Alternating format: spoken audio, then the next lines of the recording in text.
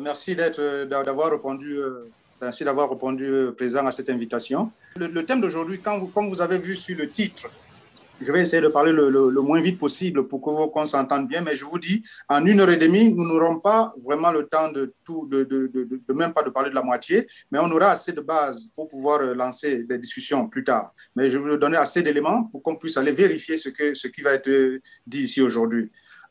Monsieur Limby, oui. Monsieur Limby, juste avant que vous commenciez, je voulais juste informer les gens que actuellement la conférence est en direct sur Facebook. Donc, les personnes qui voudront ne pas se voir en direct, vous pouvez simplement éteindre votre caméra. Et aussi, si vous êtes gêné à poser votre question après la présentation de Monsieur Limby, vous pouvez toujours nous écrire sur le chat et moi, je vais lui poser les questions de votre part. Et aussi, si vous voudrez prendre la parole, juste utilisez l'option « Lever la main » dans le chat. Voilà, je passe la parole à Monsieur Limby. Merci, merci beaucoup. Alors, aujourd'hui, je vais rapidement vous présenter les éléments de ma présentation d'aujourd'hui. Je vais proposer ma posture, essayer un peu de donner la définition des concepts qui sont contenus dans le titre. Et puis, à un moment, voir un peu comment calmer les peurs de ceux qu'on appelle racisme, qui en fait, selon moi, c'est plus les suprémacistes. Et bien entendu, le plus gros de notre travail est sur le monde connu que je vais présenter en thème 5 points que nous pourrons débattre donc plus tard. Hein, le monde connu en 5 points. Après, bien entendu, comment élever un peu les consciences et les échanges qui vont suivre après. Je vais prendre à peu près 30-35 minutes maximum pour laisser beaucoup plus de place aux questions, surtout qu'on a perdu un peu de temps par notre faute, je dirais, pour le manque de connexion. Alors, je suis convaincu que être ignorant n'est pas un crime. C'est le maintien d'une personne dans cet état ou la confiscation du savoir qui pourrait être un crime. Ça, c'est ma conviction. Alors, c'est pour ça qu'en faisant ceci, j'aimerais juste amener des éléments que moi je sais et que d'autres personnes en parlaient déjà avant pour que chacun de nous aille vérifier si ce que je vais dire ici, là, tient la route et puis après, on pourra discuter.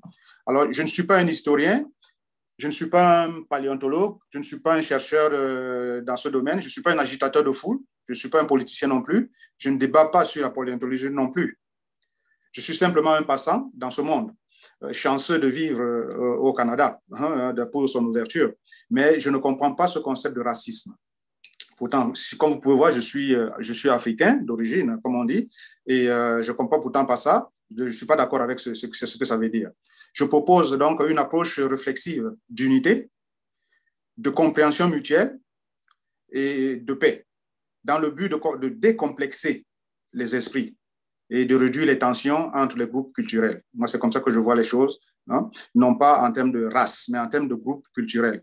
Alors, comme l'ont déjà proposé d'autres chercheurs et puis des scientifiques reconnus, vous ne voyez pas l'image, mais vous l'aurez lorsque je vous enverrai la présentation. Il y a Antenor Firmin, qui est un membre de la société Anthologie, donc il n'est plus là, mais qui a beaucoup écrit sur ce domaine. Cheikh Anta Diop, qui est un anthropologue et un historien.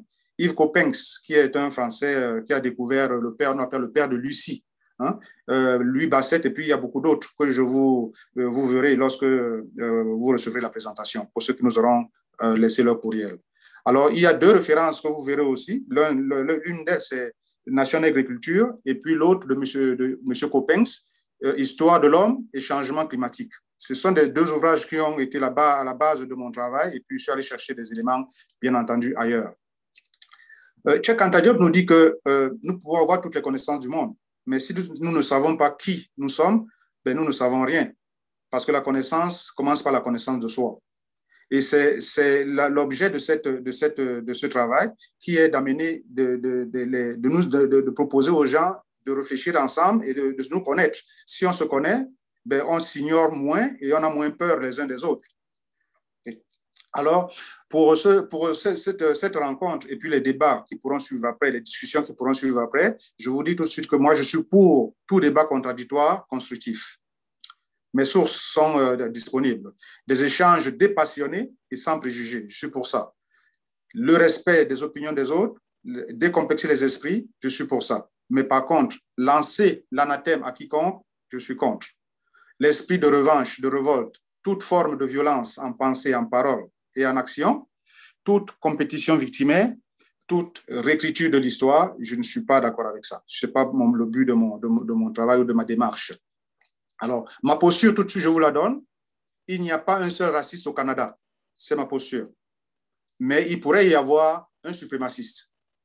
Ce que je dis pourrait peut-être choquer quelqu'un, embêter quelqu'un, mais prenez-le pour ce que je dis et puis discutons pour voir si ce que je dis tient la route. OK? Ma posture, il n'y a pas un seul raciste au Canada, mais il pourrait y avoir un suprémaciste.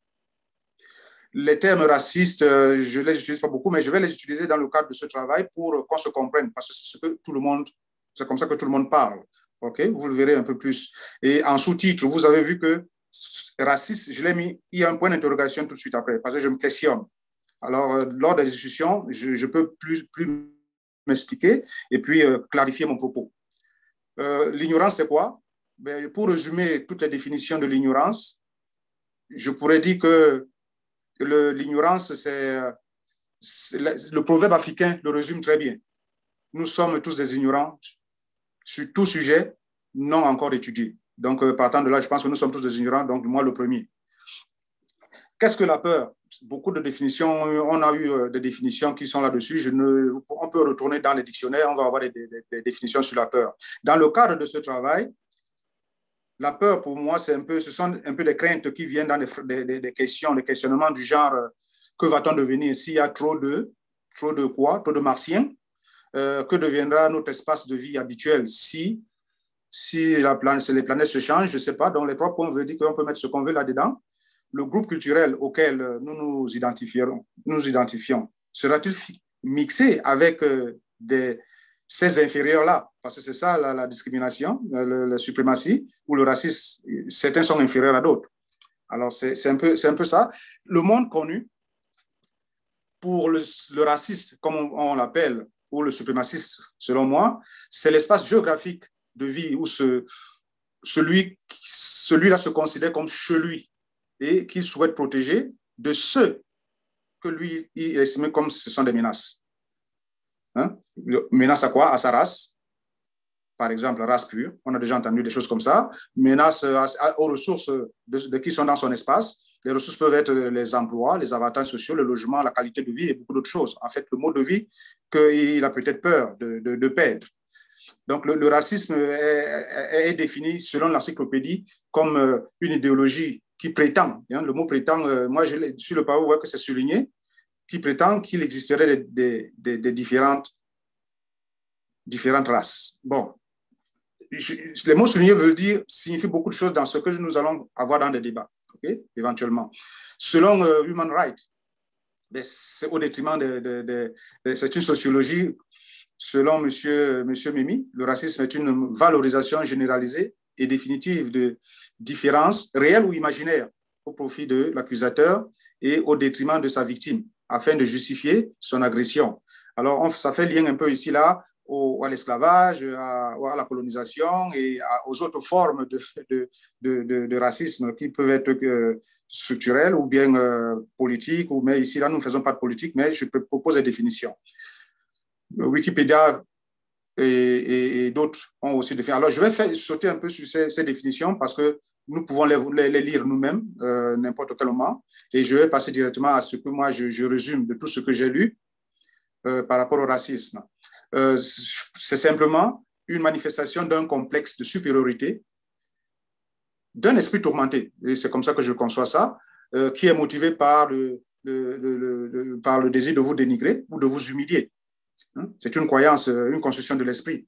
Alors, je pense sincèrement, comme sur la base de ce que j'ai lu et ce que je vois, qu'il y a des ignorants qui adoptent des comportements ou émettent des propos discriminatoires selon leur état d'esprit tourmenté, mais ne sont pas des racistes pour autant. Ça, c'est ma conviction. Je suis convaincu de ça. Même si micro-agression et Montréal noir, hein, au lieu de Montréal nord, se mélangent un peu dans leur message. OK, dit comme ça, là, on ne voit pas tellement le lien, mais lors de la discussion ou des questions ou des réponses, on pourra plus comprendre ce que je suis en train de dire. Donc, l'utilisation même du concept de racisme, pour moi, encourage des messages dénigrants, donc des micro-agressions, et rend ambigu le discours de ce que l'on prétend pourtant combattre. Alors, pour lutter contre le racisme, l'UNICEF a proposé certaines choses, le gouvernement du Canada a proposé d'autres.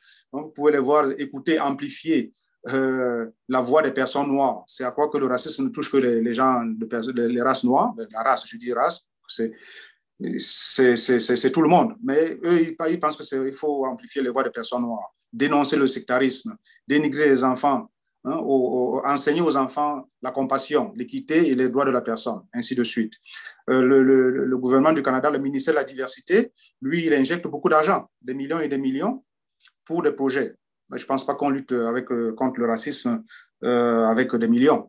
Je suis plutôt convaincu que c'est en réduisant l'ignorance que nous allons pouvoir y arriver. En tout cas, on sait que l'ignorance mène à la peur mène à la haine, et la haine conduit à la violence. Voilà, l'équation est là, et ça, j'ai aimé cette pensée du philosophe Averroès. Comment prévenir le suprémacisme? En instruisant.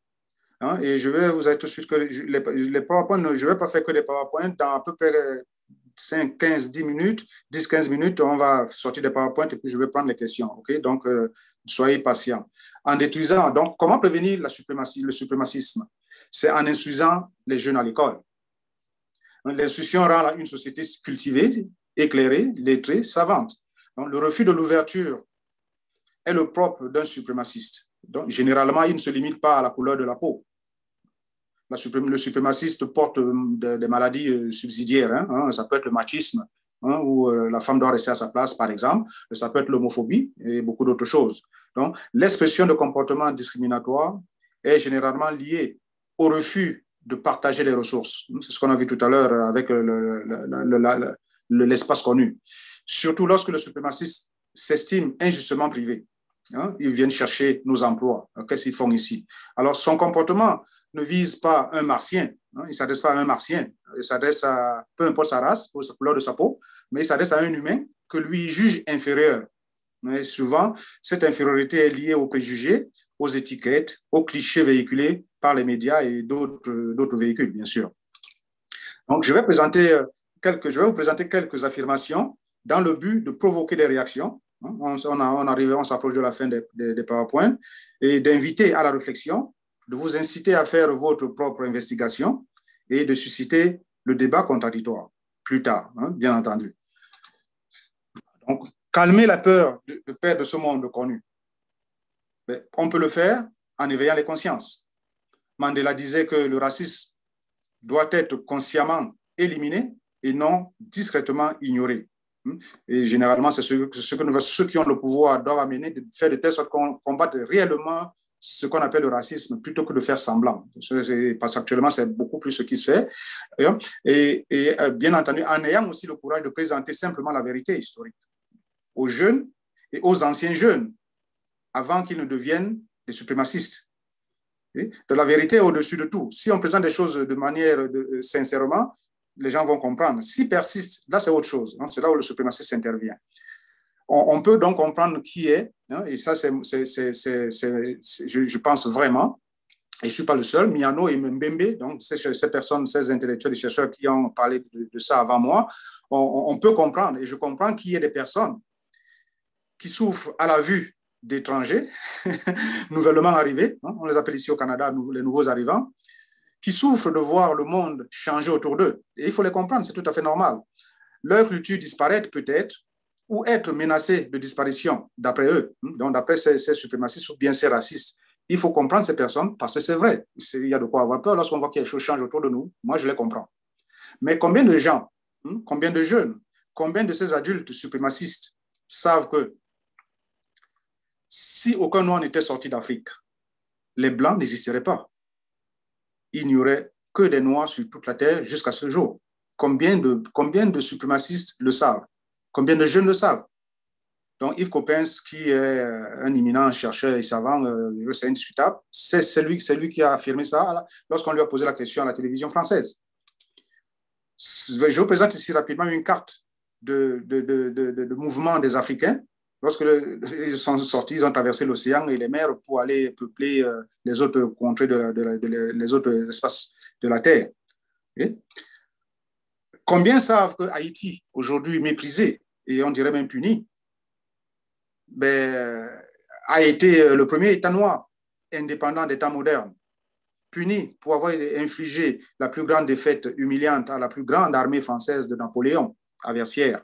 Nous sommes le 18 novembre 1803. Les Occidentaux en général et la France en particulier a décidé de cacher et d'effacer ça des mémoires. Ça ne se sait pas. Je pense qu'un jeune Haïtien qui sait que les siens ont une glorieuse passé aussi pourrait se sentir fier et peut-être cesser de se laisser avoir ce complexe d'infériorité. Et c'est là où je parle d'ignorance. Et l'ignorance est de tous les bords. Donc, puni aussi et méprisé pour avoir montré que chaque personne pouvait acquérir son indépendance intellectuelle, mentale et spirituelle, comme lui. Donc, lui, cet État modèle et pour toutes les personnes assoiffées de liberté dans le monde entier. Mais Haïti ne pouvait pas lutter seul contre plusieurs. Donc, ça explique son état actuel. Vous avez vu tout à l'heure, un peu en haut, j'ai le chant du Magnificat. Je pourrais l'expliquer dans les réponses, lorsque les questions vont être posées. Voici le premier roi de la terre. Il s'appelait Namer. Et voici à quoi ressemblaient les Noirs, les premiers Égyptiens, avant le métissage et la chute de l'Égypte. Vous voyez que c'est surligné, donc c'est important pour les débats et pour les discussions. Je pense qu'un suprémaciste n'aimerait pas, un suprémaciste convaincu n'aimerait pas n'aimerait pas s'identifier, puisque les suprémacistes généralement, on dit les blancs, n'aimerait pas s'identifier à un noir qui ressemble à ceci dans sa tête. Et vous avez aussi constaté qu'il y a des petites photos en bas de certaines diapositives. C'est pour indiquer que c'est la référence par rapport au message que je fais passer à la diapositive. Lorsqu'on a posé la question au professeur Coppens à la télévision française, on lui a demandé, mais comment se fait-il que ça ne se sait pas que sans le noir, le blanc n'existerait pas? Comment ça ne se sait pas? Pourquoi? Avec sa sagesse, il a simplement dit que c'est peut-être parce que ma voix est confidentielle. Okay? Ces sources, je les ai, je pourrais vous les donner à n'importe quel moment. Vous allez les avoir. Et il a ajouté ceci, il a ajouté que le plus grand tabou de l'histoire, c'est que tous nos ancêtres sont noirs. Tous les humains sont africains. Moi, j'aimerais bien voir un suprémaciste ou un futur suprémaciste qui sait que ça, c'est la vérité, c'est la réalité historique, et qui va continuer à traiter un noir ou un arabe ou un chinois ou ainsi de suite de sale noir, sale ci, sale ça, sale ça. J'aimerais bien voir. Je ne pense pas. Je doute. Mais oui, bien sûr, il y en a qui sont réfractaires. Réfractaires, ça veut dire qu'ils ne veulent rien entendre. Ils sont convaincus que c'est comme ça que les choses sont. Eh bien, il faut les respecter, mais seulement ils le seront tout au moins. Alors ça, c'est un peu le message que je rêve qu'on va faire passer, on va faire dire les choses pour qu'après chacun se fasse sa propre idée.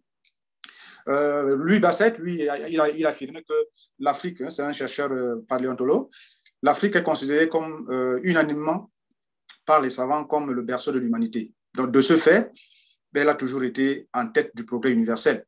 Et si j'ajoute une petite chose là-dessus, c'est que c'est comme si on parlait d'une source. L'Afrique est la source et la vie a commencé là-bas. Et si elle doit finir, elle devrait finir là-bas. Donc, si on ne prend pas soin de la source, l'eau qui coule ailleurs ne pourra pas couler parce que la source est aride. Donc, la vie sera exténuée. On pourra beaucoup plus comprendre toutes ces choses lors des discussions. Nos origines sont africaines. Ça, selon Pascal Pic. Okay? C'est un professeur au Collège de France. Et je vais aller un peu plus vite pour arriver à la mémoire de la peau. Nous savons tous ici, là, l'engouement qu'il y a pour ces mêmes racistes ou suprémacistes à courir après les plages de ces êtres supposés être inférieurs. Parce que la peau a une très bonne mémoire, indépendamment de sa couleur. Donc ça veut dire que indépendamment de la perte de la pigmentation. C'est ce que ça veut dire, pas la couleur. Alors, ces mêmes personnes se ruent. Aussitôt qu'ils veulent passer du bon temps, mais ils vont là où ces inférieurs se trouvent pour aller aux plages. Là, la peau leur rappelle cette réalité-là.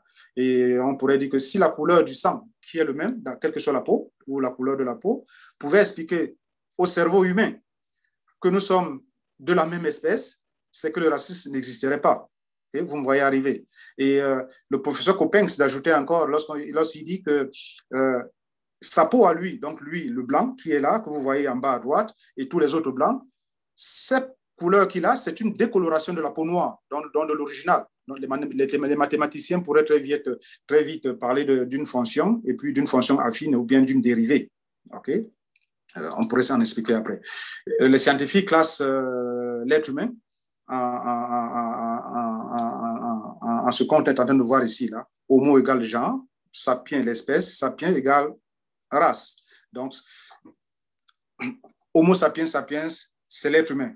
Et sur la Terre, pour l'instant, l'être humain, ben, on n'en a pas un qui a 3 pieds et puis un seul bras ou 2 têtes. Ils nous disent que, ces chercheurs nous disent que les races de 36 000 animaux existent, mais que pour l'humanité, il n'y a pour le moment qu'une seule race humaine. Une seule race qui est la race sapienne, de l'espèce sapiens et du genre Homo, donc l'être humain que nous voyons aujourd'hui avec debout sur 2 pieds, 2 jambes. Le professeur Coppens nous ajoute que tous les hommes sont sapiens, donc le racisme ne peut pas exister. Moi, en me basant et en croyant en ceci, là, et avec d'autres valeurs que j'ai, que je pourrais partager avec vous, convaincu de ceci, je peux donc avoir des problèmes avec le mot racisme ou le concept racisme. Vous voyez? Donc, je ne suis pas juste réfractaire comme ça, là, mais c'est parce que je ne crois pas, je ne comprends pas. Et il va falloir que peut-être quelqu'un me l'explique. Alors, nous sommes tous des Africains. En fait, c'est ce qu'il nous dit. Alors, de quoi a peur le suprémaciste blanc? Parce que généralement, c'est par là que ça vient. Généralement, il y a d'autres suprémacistes, mais qui sont souvent en réaction. En fait, ils ont peur de la colonisation du monde auquel ils sont habitués. On en a parlé tout à l'heure de l'espace géographique. On peut comprendre, c'est ce que je disais tout à l'heure, je l'ai repris ici, là, ce que ces personnes croient, et ils ont raison, de la perte de leur monde. Ils ont raison, je les comprends, mais ce qu'ils ignorent, ces racistes, soi-disant racistes ou suprémacistes, ce qu'ils ignorent, c'est que, et à juste titre, qu'on n'en meurt pas du monde qu'on perd. On n'en meurt pas. Comme d'autres peuples dans d'autres espaces, à un moment de l'histoire, ils ont perdu leur monde. Ils ne le comprenaient plus. Mais, ces racistes doivent comprendre qu'on invente autre chose. Quelque chose d'autre se met en place. De toute manière, aucun de nous ne sera ici là pour voir cette mutation dans 100 ans. Donc, il faut simplement rassurer ces suprémacistes ou bien ces racistes, comme on l'appelle, qui éprouvent cette peur. Et leur peur est justifiée, mais elle ne peut rien arrêter de ce qui doit arriver. Alors, élever les consciences, c'est quoi? C'est ce que Cheikh Anta Diop nous dit ici, là, que l'idéal, et vous avez vu ça dans le pamphlet que vous avez reçu, la fiche publicitaire, c'est l'aspect spirituel qui va, bien entendu, permettre de comprendre et d'accepter, pour ceux qui vont adhérer à ce message, que nous sommes en fait une seule et même personne, que le blanc soit sorti du noir en termes de couleur de la peau. Le monde ne dit pas que le noir est supérieur au blanc et vice-versa. C'est la même personne, c'est simplement des régions géographiques où il a grandi qui sont différents. Donc, l'idéal de découvrir de ce fait que les hommes, nous sommes une seule et même personne. Hein? Dans le même traîneau, le professeur Coppens nous dit nous possédons une origine unique. Nous sommes tous des Africains, donc suprémacistes ou pas, nous sommes des Africains. Tous les Européens sont des Africains. D'origine née il y a 3 millions d'années, et cela devrait nous inciter à la fraternité. Donc, vous voyez très bien que ça, c'est un message spirituel, de fraternité, un message divin. Et c'est avec ça que je voudrais vous inviter maintenant à poser vos questions et à ce qu'on discute. Et bien entendu, on s'entend qu'on ne pourra pas tout couvrir tout le temps qui nous reste. Merci de votre patience. Je reste disponible à vos questions, et, bien sûr. Merci beaucoup. Et merci encore, merci de la patience que vous avez eue de m'écouter. J'espère que vous m'avez bien compris.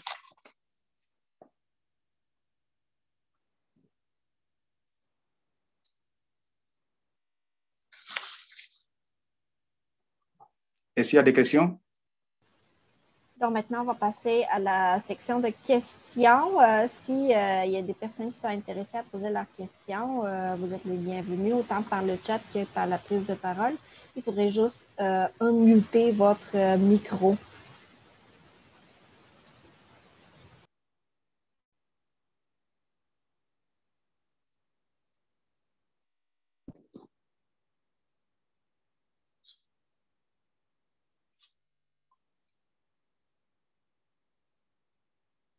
Si ce n'est pas des questions, s'il y a des commentaires.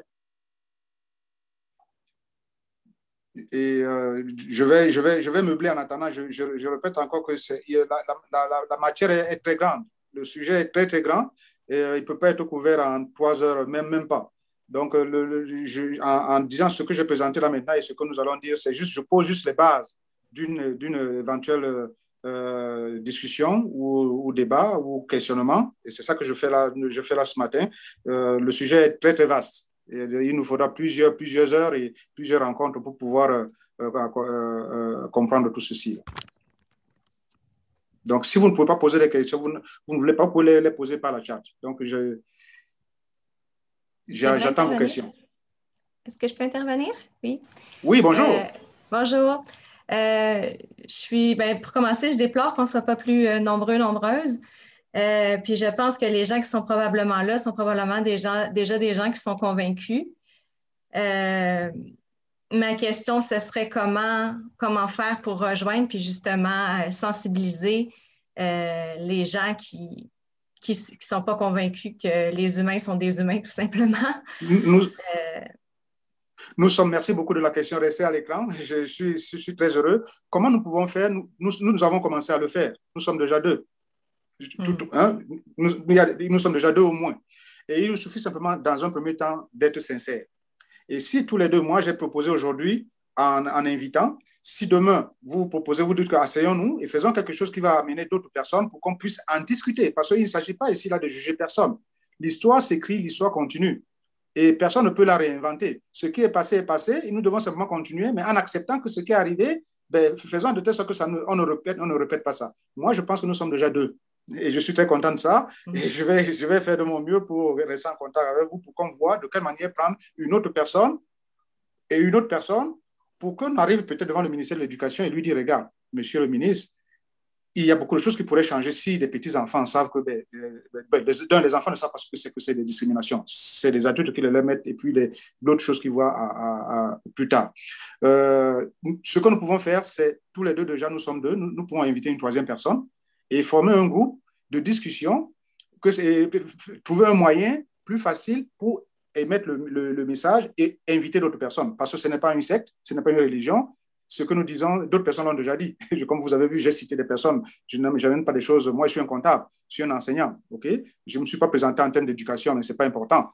Donc, alors, nous, tous les 2, nous partageons ceci. Et ceux qui ont accepté de venir nous rejoindre, nous sommes 2, nous sommes 3, nous sommes 4. Trouvons un moyen plus facile, peut-être, pour qu'on puisse rejoindre d'autres personnes. Je pense que c'est là la clé. Mais nous avons surtout le courage de le faire, de le dire. Parce que beaucoup ne le disent pas. Moi, j'ai l'impression, en fait, que les gens qui travaillent avec des gens de différentes provenances, qui ont des amis de différentes provenances, qui ont même des personnes dans leur famille élargie, qui ont des origines différentes des leurs, s'aperçoivent bien qu'on est tous pareils, là. mais je suis tout à fait d'accord avec vous. On le sait. Il y a eu une grande hypocrisie. Il y a une grande hypocrisie autour de ceci. Là, comme vous avez vu le professeur Coppens, lui, c'est quelqu'un que personne ne peut discuter ce qu'il dit, hein, le professeur Coppens. Il a dit, le plus grand tabou, c'est que nous sommes tous des Noirs. Et bien entendu, après les périodes de glaciation, les Chinois sont revenus là-bas. Vous allez voir les nez épatés, ce n'est pas les nez de blanc, ça, c'est africain. Donc, c'est qu'il y a une limite qu'il faut ne pas dépasser. Moi, tout au moins, je ne veux pas être là, je ne fais pas de politique. La grande partie des choses qui se font, qui se décident, sont décidées au niveau des politiciens. Or, c'est eux qui décident d'amener tel cursus à l'école, d'enseigner telle chose, de donner telle vérité. Vous voyez, cette limite est là que moi, je ne veux pas embarquer dedans, mais je peux parler, comme nous sommes en train de parler ici maintenant. Les gens ont peur que s'il dit quelque chose, il va peut-être perdre son travail, parce qu'on ne veut pas que ça se sache. Puisque c'est la base de la colonisation est là, la base de l'esclavage est là. Alors, vous m'avez obligé à mettre les pieds dans le plat. Okay? La base de la colonisation et de l'esclavage est là. Mais vous savez, je vais rassurer les suprémacistes blancs tout de suite, ou toute personne qui nous écoute. Moi, je ne sais pas ce que les Noirs ont fait en Égypte avec ces Noirs qui étaient partis, qui avaient traversé l'océan, qui sont revenus vers les leurs, parce que la couleur, le peau avait changé. Je ne sais pas quelles atrocités ils ont fait quand le métissage s'est fait. Donc, selon la loi d'action-réaction qui régit le monde entier, qui régit la nature, Ben, les Noirs aujourd'hui payent peut-être ce qu'ils ont fait aux Blancs il y a on ne sait pas combien de siècles. Vous comprenez? Je suis là-dedans. C'est pour ça que je ne peux pas condamner les Occidentaux. Je ne suis pas d'accord avec ce qu'ils font. Mais je dis à mes frères asiatiques, péruviens, peu importe, que c'est l'histoire. Et comme vous pouvez voir actuellement, la peur dont nous sommes en train de parler qui a mené ceci, c'est que les Blancs ont maintenant peur que leur civilisation qui est en train de la civilisation occidentale, elle est à genoux, on le sait, ça c'est pas compliqué, mais ils ont peur. Qu'est-ce que les Noirs là et les autres que nous avons maltraités depuis le temps, qu'est-ce qu'ils vont faire quand ils vont reprendre le pouvoir? Parce que c'est ce qui va arriver. Regardez l'immigration et vous allez comprendre tout de suite d'où vient la peur. Alors vous voyez, le sujet il n'est pas compliqué, il est très simple, mais il manque de courage de le dire parce que les gens ont peur de perdre quelque chose. Seulement, la peur et la vérité ne fonctionnent pas ensemble. Ce que je dis là, je le dis dans un but constructif. Et je vais le dire n'importe où. Et d'autres personnes qui seront intéressées à le faire, on va le faire parce que nous savons que c'est pour construire quelque chose. Quand on fait de bonne foi et de manière constructive, au lieu de condamner et de juger, c'est différent. Donc, on est prêt à perdre ce qu'on appelle parce qu'en fait, c'est ça qui nous définit. Oui. Mais vous parlez d'avoir peur de perdre quelque chose. Je pense que c'est vraiment ça. Mais c'est toute une question de perception parce que c'est comme si on pensait ici que les terres, que la province, le pays nous appartient, alors que, puis je dis nous, mais les gens tous. qui sont issus de, en fait, les gens qui sont issus de l'immigration européenne depuis plusieurs décennies pensent qu'ils sont chez eux ici. Mais je pense que c'est de mal lire la situation, là. Ils ont pris les terres des Autochtones qui étaient ici avant. Donc, si nous, on a eu le droit d'immigrer ici pour chercher un meilleur pays il y a des décennies, un meilleur endroit pour vivre, pour élever nos enfants, etc., pourquoi c'est pas légitime qu'il y a plein de gens à travers le monde qui veulent venir ici pour faire la même chose en l'espoir? Ils ont autant le droit de faire ça que nous, à l'époque, pas nous, mais nos ancêtres ou d'autres personnes l'ont fait. Ben, c'est parce que ceux qui sont supposés amener ces informations à la grande population ne le font pas. Parce qu'il faut continuer à justifier le fait que vous méprisez les Haïtiens, vous méprisez les Africains. Parce que si ils amènent cette vérité, mais ils ne pourront plus justifier le fait qu'ils sont toujours en train de coloniser d'autres peuples au XXIe siècle. Vous voyez, c'est là où le politique et puis le pouvoir ils sont mélangés. Et certaines personnes ont peur de perdre leur emploi à l'université parce qu'ils vont le dire. Il y a beaucoup de chercheurs qui n'osent pas. Moi, je n'ai jamais entendu un seul de dire, mais écoutez, sortez de ces écoles de pensée parce que ces personnes qui collaborent avec ceux qui dominent actuellement ben, sont dans ces écoles de pensée. Ce que vous êtes en train de dire, c'est exactement le problème. Nous sommes tous de passage. C'est pour ça que moi, je me suis présenté tout à l'heure comme un passant. Nous sommes tous de passage. Et là où nous sommes en train de vivre, c'est là où la nature a voulu que dans cette vie, nous soyons, moi qui parle le premier, moi je bénéficie de la souffrance des gens en Afrique, puisque les matières premières qui sont fixées là-bas par les multinationales, qui ne sont pas fixées par les Africains, donc qui ne profitent pas aux Africains, quand ça vient ici, là, je vais les acheter au magasin Walmart ou bien Super C. Et pourtant, je suis africain. Et je suis en train de profiter de la misère des miens qui sont restés là-bas, tout au moins par la couleur de la peau. Vous comprenez? Donc, je ne m'exclus pas de l'équation. Et ça montre aussi que il ne faut pas qu'on condamne les autres parce qu'ils ont la couleur de peau différente. Non, ce n'est pas leur faute. Ils sont seulement allés chercher un mieux vivre ailleurs. Donc, d'où mon titre. Rassurons plutôt les racistes qui comprennent que c'est l'évolution naturelle des choses et qu'ils ne peuvent rien changer. Même s'ils sont racistes, ils ne vont rien changer à ce qui va arriver. Regardez l'Europe. C'est les Arabes et les Noirs qui vont diriger ça bientôt. Avec un mélange que vous ne pouvez même pas comprendre. Ici au Canada, c'est ce qui va arriver. Aux États-Unis, les Espagnols ils sont là-bas pleins là. Il va y avoir un mélange. La nouvelle civilisation est déjà là. Il faut se passer quelque chose peut-être dans 5 ans, dans 100 ans peut-être maximum, et pour que les choses se renversent et que la nouvelle civilisation prenne la place. Les Chinois sont là en Afrique plein.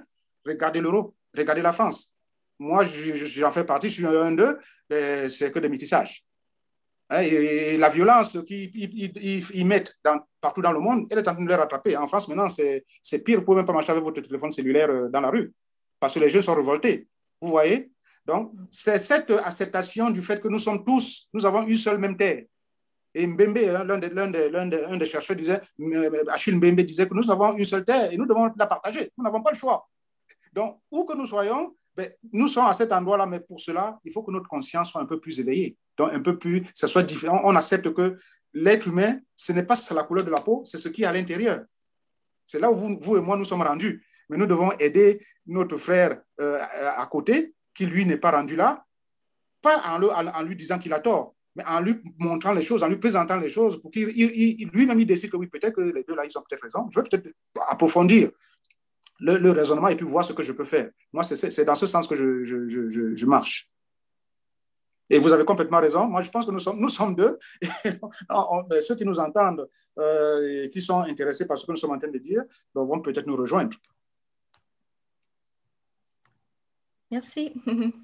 Laissez-nous vos coordonnées, votre adresse de courriel. On pourra vous envoyer la présentation et puis les sources que j'ai utilisées et on pourra aussi en discuter plus tard parce que on n'aura pas assez de temps, c'est sûr.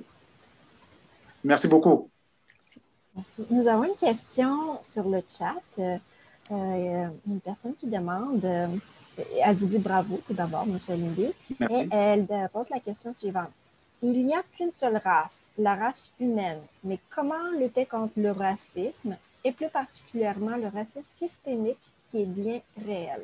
OK, merci beaucoup de la question. Vous avez vu que moi, je ne lutte pas contre le racisme, parce que contre, c'est la confrontation. Et moi, ma démarche, et tous ceux que je cite d'autres personnes, notre démarche est dans l'explication, dans l'unité. On ne peut pas empêcher quelqu'un d'être ce qu'il veut être. On ne peut pas empêcher quelqu'un de ne pas aimer une autre personne.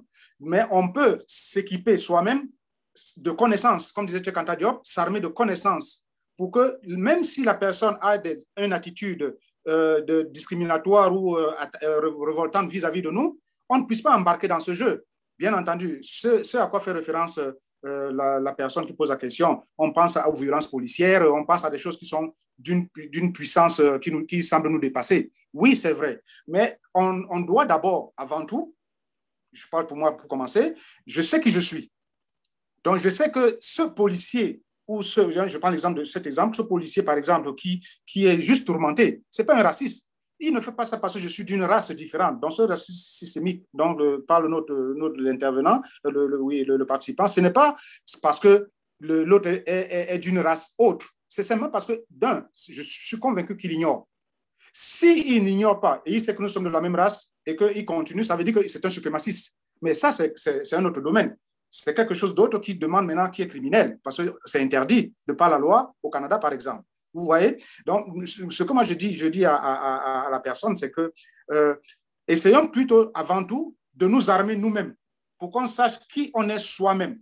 Cheikh Anta Diop l'a très bien dit tout à l'heure. On ne pourrait pas comprendre les autres. On ne pourra pas comprendre quoi que ce soit si on ne sait pas qui on est soi-même, si on ne comprend pas soi-même. Une fois qu'on sait qui on a une certaine solidité, on est fort, on est mentalement solide. À partir de ce moment-là, c'est plus facile pour nous de gérer des pathologies du genre suprémacisme de quelque bord que ce soit. Et c'est sûr, je ne vais pas aller trop long pour laisser la place à d'autres questions, mais nous pourrons détailler ça un peu plus dans les débats plus tard. Qui nous laisse ces coordonnées, on pourrait s'en parler un peu plus tard, plus longuement, pour que je ne mobilise pas trop la parole. Se connaître soi-même, l'ignorance, c'est quelque chose de terrible. Une autre question? Pour l'instant, non. J'invite encore les gens qui sont gênés à les poser en direct de nous écrire sur le chat. Ceux qui ne sont pas gênés, bien évidemment, vous pouvez prendre la parole en mettant le son sur votre micro. OK. Donc je vais essayer de continuer. Mais dès qu'il y a une question qui arrive, il faut m'interrompre par rapport à la dernière question. Et c'est sûr que c'est blessant. Et pour des esprits, surtout, c'est très blessant et c'est très frustrant pour des esprits, je ne dirais pas faibles, mais pour quelqu'un qui s'ignore. Quand on sait qui on est confronté à ça tous les jours. Mais on gère ça d'une manière différente et on se bat pour que ça change. Mais nous, on ne se prend pas une dépression parce qu'un ignorant ou bien un suprémaciste, oui, je dirais un ignorant plutôt, nous a traités ou nous a demandé nos papiers. Comme il a dit, oui, c'est une réalité, mais commençons par nous comprendre, commençons à savoir qui nous sommes. Bâtissons-nous de notre propre savoir et après nous pourrons plus facilement lutter contre ceci-là. S'il n'y a pas une autre question, je peux. On a une question sur Facebook, oui, en direct de M. Jean Pignarol, petit homme. Désolé si j'ai massacré votre nom de famille. Il nous demande, qu'est-ce que vous pensez du débat autour du racisme systémique au Québec? D'après vous, il y en a ou pas? Ben, si j'entends ce qui se passe, et je ne peux pas dire qu'il y a du racisme systémique. Pourquoi? Parce que, d'un, pour commencer, je ne suis pas d'accord avec ce concept de racisme. Vous voyez, le titre de la question dit tout. Vous savez, rien que le titre, celui qui va bien, il va voir que moi, j'ai des problèmes avec ça. J'ai un problème, un énorme problème, avec des comportements discriminatoires qui sont basés sur la couleur de la peau, avec ou sur autre chose, toute autre considération. Donc, racisme systémique, je n'ai pas fait d'études, je n'ai pas fait de recherche, je ne suis pas un chercheur dans ce domaine, je ne peux pas l'affirmer, mais je peux constater, parce que j'ai des jeunes ici, là, à Montréal-Nord, qui ont vécu le fait qu'on leur demande tout le temps les papiers. Je ne sais pas si c'est ça qu'on appelle racisme systémique. Si c'est ça qu'on appelle racisme systémique, je ne peux pas être d'accord avec ça. Mais ça revient toujours à la même chose. Ça ressemble un peu à la question de la précédente question. Ce n'est pas ce qui est le plus important de savoir s'il y a du racisme systémique ou pas. C'est comment faire de telle sorte que ça s'arrête. Donc, que ça s'arrête, ça doit d'abord commencer par nous-mêmes. Moi, je n'ai pas encore vu quelqu'un qui m'a traité de sale noir. J'aimerais bien, je cherche un. Regardez-moi bien, écoutez-moi bien. Je cherche quelqu'un qui me traite de sale noir, je n'ai pas encore trouvé. Parce que s'il me traite de sale noir, comme je le dis souvent à mes jeunes ici à Montréal-Nord, cherchez quelqu'un qui va vous traiter de sale noir, soyez content. Pourquoi? Parce que ça va être une occasion pour vous de l'éduquer. Ça va être une occasion pour vous de l'informer de ce que c'est exactement. Quand il saura que le sale noir dont il parle, c'est peut-être lui qui est supérieur à lui en termes de peau, il va peut-être réfléchir par deux fois. Vous voyez? Les réponses ici ne sont pas très, très détaillées, mais je suis en train de dire que ça commence d'abord par nous-mêmes. On ne peut pas empêcher quelqu'un dans un policier, par exemple, qui a ce comportement. Tous les policiers ne sont pas comme ça. On n'enseigne pas aux policiers, je ne crois pas, je ne suis pas là-dedans, mais je ne pense pas qu'on enseigne aux policiers de frapper sur les noirs, parce que c'est eux le plus souvent encore qui sont montés du doigt systématiquement. Mais peut-être le fait qu'on ne punit pas ces policiers comme il se devrait, c'est peut-être ça qui fait qu'on amène ça sur le fait que c'est systémique. Alors, je ne veux vraiment pas rentrer dans ce débat de système ou pas, parce que je n'ai pas fait d'études là-dessus. Je ne veux pas dire quelque chose qui puisse se retourner contre moi, parce que je n'ai pas de compétences là-dessus, mais je peux dire ceci. Je n'ai pas encore trouvé, moi, quelqu'un qui me traite de sale noir. J'aimerais bien en trouver un. Ceux qui posent des questions ou qui nous écoutent, s'ils connaissent un qui me traite qu'ainsi et que lui et moi, qu'on s'assoie face à face et qu'on débatte. Je cherche un. Et je vais pouvoir répondre de cette façon à cette question de systémie, de racisme systémique ou pas, ou même de racisme. Donc, moi, je pense plutôt que ce policier ou quelqu'un d'autre qui persiste à dénigrer quelqu'un d'autre, un noir par exemple, c'est un suprémaciste. Donc là, c'est une maladie, c'est une pathologie, c'est quelque chose qui ne va plus dans la tête. OK? Je ne sais pas comment on appelle ça. Mais là, ce n'est plus, je ne suis pas compétent, il faut qu'on l'amène ailleurs, à un autre, voir quelqu'un spécialiste. Merci beaucoup. On a une autre question dans le chat d'une personne qui demande le racisme systémique engendre une surreprésentation des personnes autochtones et des afrodescendants en prison, par exemple. Oui. C'est plutôt un commentaire. Je pourrais donner une ressource à cette personne. Je ne l'ai pas actuellement ici sous les yeux parce que c'est un document et ça se passe aux États-Unis. Oui, je comprends la question tout à fait. Pourquoi? Parce que c'est un peu... Dans cet élément, il y a le côté l'esclavage qui n'est pas encore terminé. Parce que l'esclavage était une forme sauvage. Selon le mot esclavage, on ne voulait plus le parler, mais on utilise maintenant la colonisation. Mais c'est une forme d'esclavage. Alors, si on regarde, par exemple, aux États-Unis, et ici, un peu moins ici au Canada, parce qu'on n'a pas vraiment cette notion beaucoup d'esclavage.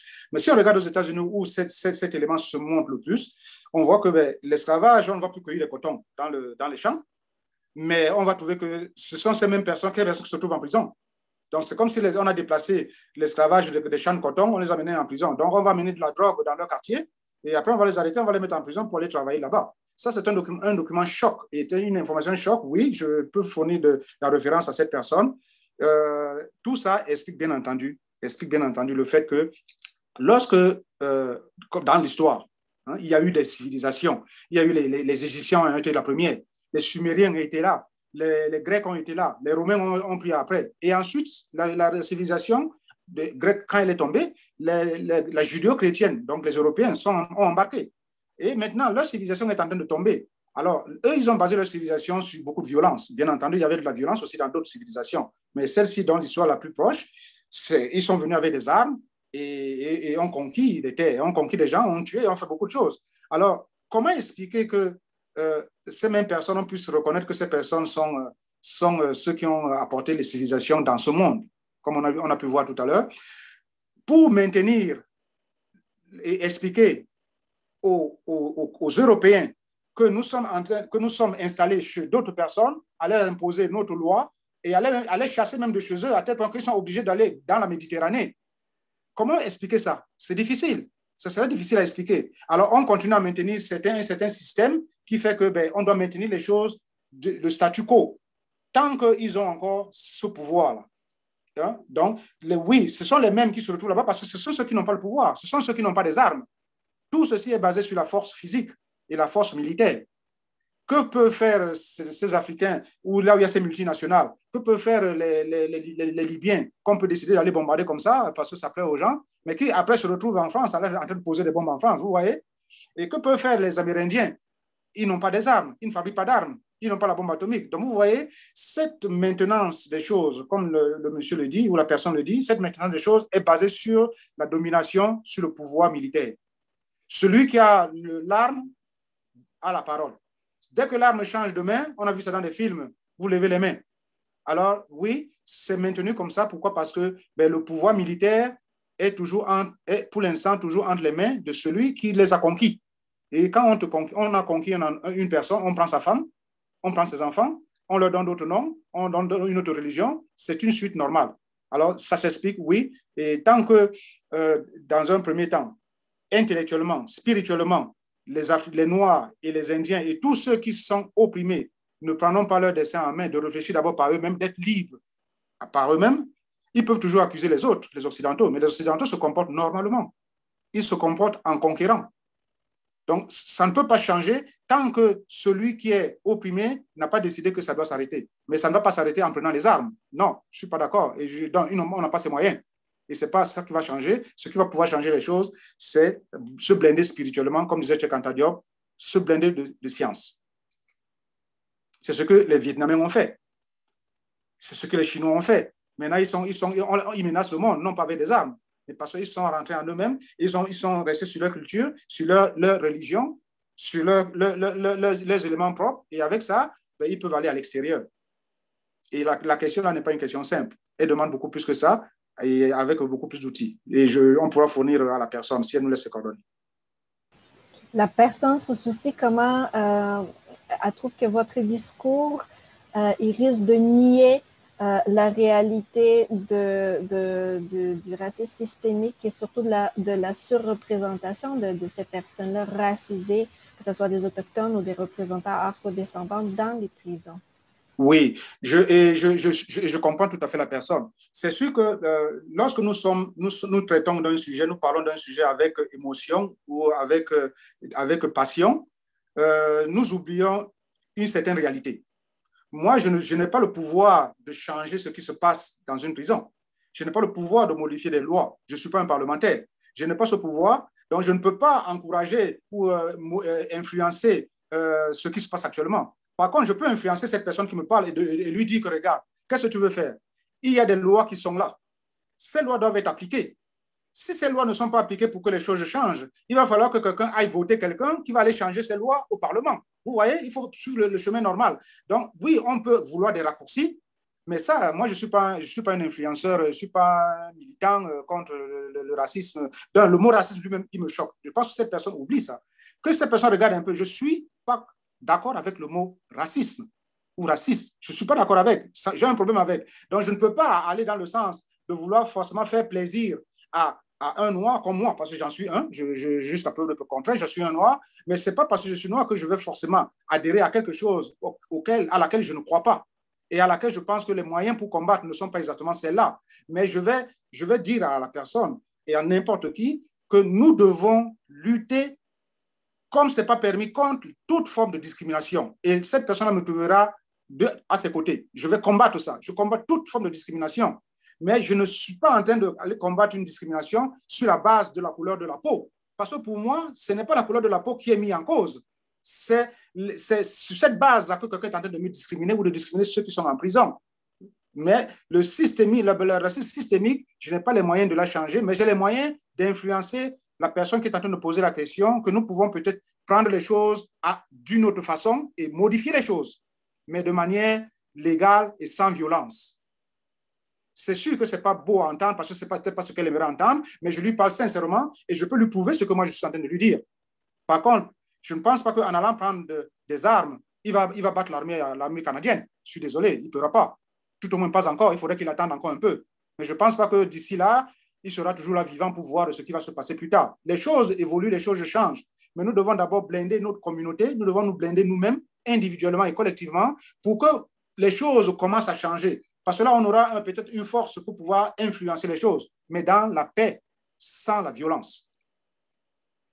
Mais je reste ouvert à cette personne pour aller un peu, pour approfondir la question. Toujours laisser une place pour la discussion. Il y a une suite. La personne soutient que vos propos est de dire que le racisme n'existe pas, mais vous utilisez l'expression un N, dire noir. Cela ne vient-il pas de la domination? Oui, je remercie pour la question. C'est parce que la personne elle n'a peut-être pas vu la diapositive tout à l'heure au début.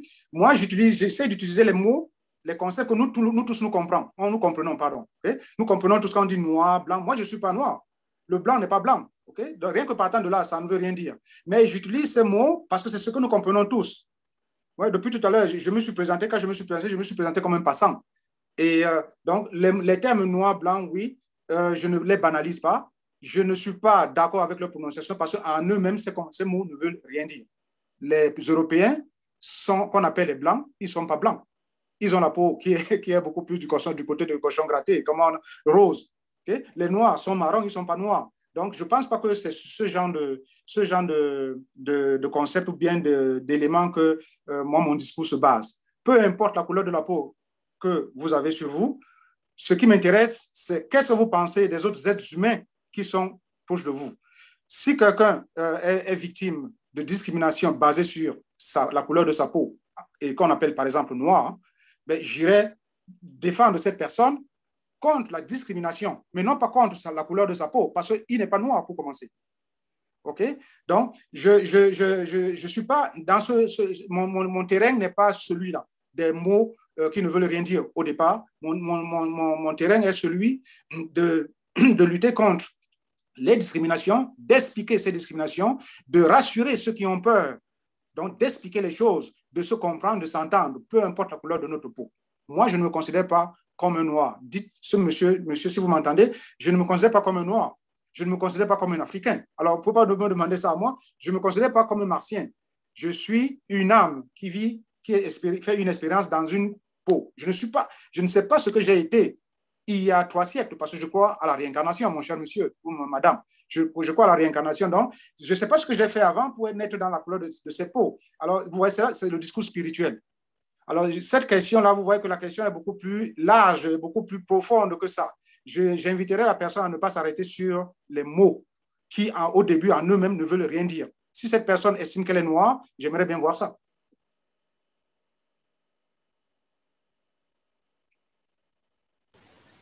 Parfait. Pour l'instant, il n'y en a pas d'autres questions. Si c'est toujours ouvert, je peux rester là. On a perdu pas mal de temps au début pour d'autres questions, mais toujours laisser la place à être ouvert aux questions, aux discussions, parce que c'est ça. Le sujet est beaucoup, beaucoup plus profond que ça. Si c'est qu'une, 2 questions qu'on pose ici, là, on n'a même pas encore commencé. On n'a pas encore parlé de la révolution haïtienne. On n'a pas encore parlé des différences de projets coloniaux et puis de ce qui peut arriver plus tard. Alors, ceux qui seront intéressés pourront se proposer pour qu'on puisse, comme la dame tout à l'heure, d'élargir un peu des personnes. Hein. Tout a commencé comme ça. Hein. Gandhi disait que lorsque vous amenez une idée, ben, au départ, on se moque de vous.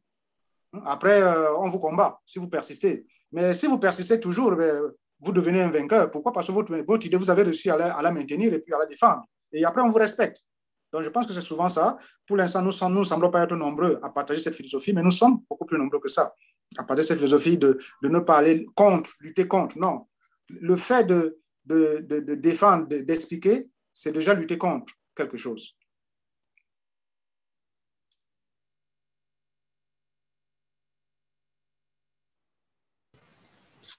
J'inviterai encore une fois les gens qui assistent actuellement à la conférence, si vous avez des questions, de ne pas hésiter de les poser soit en direct à M. Lévy, soit en nous écrivant sur le chat. Donc, vous m'interrompez n'importe quand, une question arrive.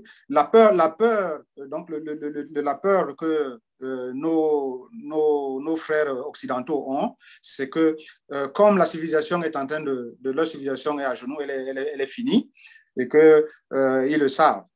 Ils ont peur de ce qui peut arriver demain.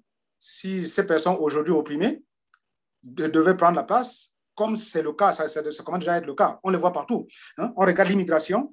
L'immigration vous dit un peu ce qui va se passer là où se trouvent les choses. Que ce soit ici au Canada, que ce soit en Europe, surtout en Europe, qui avant se prenait était le centre, le centre du monde économique. Mais l'Afrique a toujours été le centre du monde. Alors actuellement, les choses sont en train de se déplacer. Et ces personnes qui étaient en Afrique, beaucoup d'entre eux ont traversé la Méditerranée ou par avion ou par tout autre moyen, mais c'est eux qui font des enfants hein, là-bas. Il y a des villages en Italie, il n'y a que des Africains là-bas. Ce mélange, ce mixage va faire que ce ne sera plus la même chose dans pas beaucoup de générations. Dans quelques générations, ce ne sera plus la même chose. Mais peut-être que nous, on ne sera pas là pour voir ça. Et eux, quand ils vont parler à ce moment-là, dans 100 ans, de ce qui se passait aujourd'hui en 2021, les gens auront un peu de mal à aller croire. Ça sera de l'histoire. Donc, nous devons aider ceux qui ont peur, les rassurer et leur dire qu'il y a eu des Amérindiens qui avaient un monde, que les Européens sont venus à un moment et qu'ils ont perdu ce monde, ils se reconnaissent dans ce monde, ils ont mis dans les réserves. Il y a eu des Africains, hein, les multinationales sont là-bas un peu partout, c'est eux qui décident du prix des matières premières. Les Africains eux-mêmes ne peuvent plus rien faire, ils ne peuvent même pas enseigner ce qu'ils veulent dans leur école. Hein, c'est ça la colonisation. Donc, il y a eu d'autres espaces où les gens ont perdu, leur monde a changé. Mais ça va aussi arriver ici au Canada, ça va arriver en Europe, c'est même déjà pratiquement fait. Alors, il ne faut pas en avoir peur. Il faut les rassurer qu'il ne faut pas en avoir peur. Les choses changent, pas à la vitesse que nous, on peut le voir, mais les choses changent, les choses évoluent. L'histoire suit son cours. On appelle ça une mutation.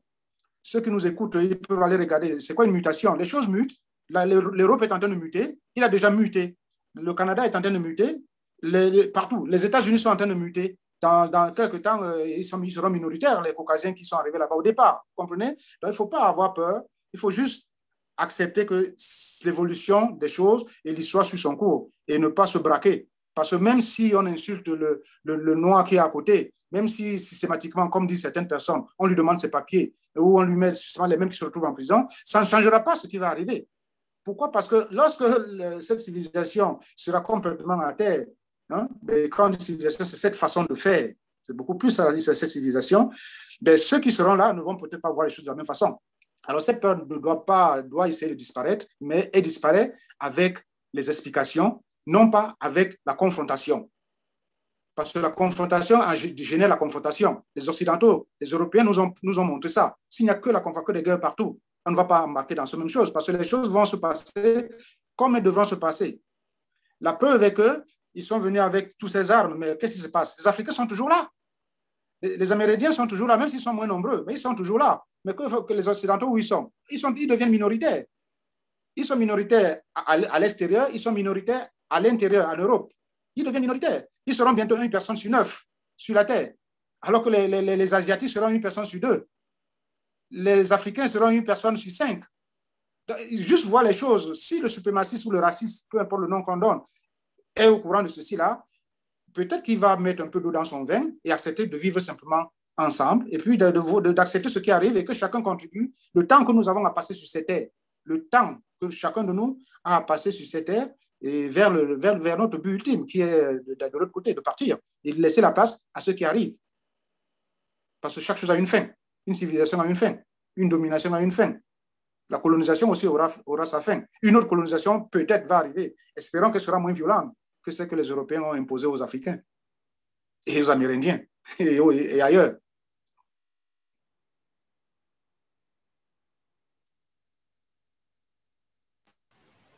D'accord. Je vais faire un dernier appel, suite auquel, s'il n'y en a pas d'autres questions, on peut aller vers la conclusion de la conférence.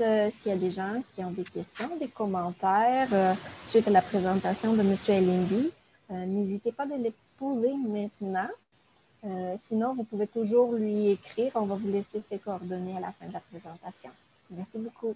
Donc, s'il n'y a plus de questions, je pourrais simplement dire à ceux qui nous écoutent que les choses évoluent. Je vais le répéter, les choses évoluent. Et des personnes comme la dame, moi j'ai pris son nom tout à l'heure qui a intervenu, la première là, nous sommes nombreux comme ça. Et nous devons trouver le moyen de nous multiplier pour que la violence soit moins présente dans le désir du changement des choses, surtout dans le contexte qui est celui où, oui, de plus en plus de manifestations, de gestes et de comportements discriminatoires se font. Nous ne devons pas baisser les bras, nous devons lutter. Et moi, le premier, je suis prêt. N'importe quand on a besoin de moi, je serai là pour me battre contre toutes les formes de discrimination. Mais non pas pour les discriminations basées sur la peau. Ce n'est pas une question de race. Je ne suis pas d'accord avec ce concept. C'est de ce concept que je ne suis pas d'accord. Mais nous devons continuer, maintenir le travail que d'autres personnes ont commencé avant nous. Le professeur Anta Diop l'a fait, le professeur Copenx l'a fait, les Mbembe se battent pour ça. Il y a beaucoup d'intellectuels, de chercheurs, d'universitaires qui le font. Alors nous, on est d'accord avec ce message et on essaie de le faire passer. D'autres personnes qui seront intéressées à venir le faire passer, ils seront bien accueillis, on sera content d'être avec nous. Mais je dis encore à ceux qui aimeraient que systématiquement, parce que non pas de système, mais oui, mais c'est ça aussi, que systématiquement, lorsqu'il y a un geste discriminatoire, même s'il se répète, que ça rentre dans un moule et que tout le monde dise la même chose. Si nous tous nous disons la même chose, ça devient une dictature. C'est une dictature de la pensée. Moi, je dis sincèrement, comme je ne connais pas, je n'ai pas étudié le racisme lui-même, parce que je ne suis pas d'accord avec le concept, mais quand je n'ai pas étudié les manifestations de ce racisme systémique, je n'ai pas étudié ça, je ne peux pas me prononcer pour ou contre cet élément, mais je peux me prononcer très clairement contre les discriminatoires, contre les discriminations de toutes sortes, basées sur la couleur de la peau, basées sur l'appartenance religieuse, basées sur l'appartenance sexuelle, peu importe. Je suis prêt à me battre pour ça. Mais je suis désolé pour ceux qui s'attendaient à ce que forcément le noir, comme d'habitude, qui viendrait parler là, va encourager à ce qu'on dise oui, c'est systémique. Peut-être, mais moi, je ne comprends pas ce que ça veut dire en termes de racisme. Pour moi, quand c'est système, parce qu'on l'enseigne quelque part. Ou cette institution, par exemple, si c'est une institution qui l'enseigne, peut-être qu'on l'enseigne, mais je ne suis pas au courant. Et on ne va pas le dire, c'est certain. Mais je dis à ces personnes-là, vous me trouverez à côté de vous s'il faut aller se battre contre cette discrimination. Et on trouvera des moyens pour ça. Mais en premier lieu, rendons d'abord fort le mental de nos jeunes, parce que c'est les jeunes qui sont visés, c'est eux les futurs suprémacistes de demain, c'est eux les futures victimes de demain. Rendons d'abord, travaillons sur nous-mêmes, avant d'aller défendre des positions qu'on ne comprend même pas si on ne comprend pas nous-mêmes. Ça, c'est mon discours. Mais je ne suis pas contre le racisme systémique, parce que je ne sais pas ce que c'est exactement, mais je suis contre les comportements discriminatoires portant sur la couleur de la peau ou sur la religion ou autre. Mais avant tout, essayons de comprendre qui nous sommes. Cherchons à savoir qui nous sommes. La facilité, c'est bien beau, mais ce qu'on obtient en réfléchissant, en bâtissant tranquillement, reste aussi longtemps et rentre aussi plus facilement et reste plus longtemps dans notre cerveau et on pourra beaucoup plus facilement l'exploiter à plus long terme. Je remercie tous ceux qui ont eu la gentillesse de venir nous écouter. Nous ne sommes pas des grands conférenciers qui parlent partout. Nous, on a un message à faire passer. On espère qu'il est passé. Et s'il y a une question, il y a une ambiguïté, il y a n'importe quoi, je reste ouvert avec mon équipe à répondre à vos questions, à débattre avec vous dans le respect des autres, dans le respect de le mien et de vous-même d'abord, n'importe quand. Que ce soit par écrit, par téléphone ou bien par vis-à-vis, par vidéoconférence, je reste ouvert à m'expliquer s'il y a un point qui n'a pas été clair. Et je m'excuse si jamais j'ai pu blesser certains d'entre vous d'une façon ou d'une autre. C'est indépendamment de ma volonté. Et je suis prêt à m'expliquer ou à clarifier le point qui a pu être blessant ou incompris. Merci pour tout et au plaisir de vous reparler bientôt. Faites passer le message, même s'il ne vous plaît pas, mais faites passer quand même et laissons les gens décider de leur propre opinion. Merci, au revoir. Merci à tous. Dans le chat, j'ai laissé l'adresse courriel à M. Elimbi. Si vous avez des questions, vous voudrez lui parler personnellement, vous pouvez le contacter à info@commercial menezautrement.org. Également, vous pouvez lui envoyer votre adresse courriel et il vous enverra aussi une copie de la présentation PowerPoint. Je vous remercie de votre présence et écoute aujourd'hui. J'espère que la présente conférence vous a plu et vous a poussé à réfléchir davantage dans cette semaine qui est la semaine d'action contre le racisme. Merci encore et bonne journée. Au revoir.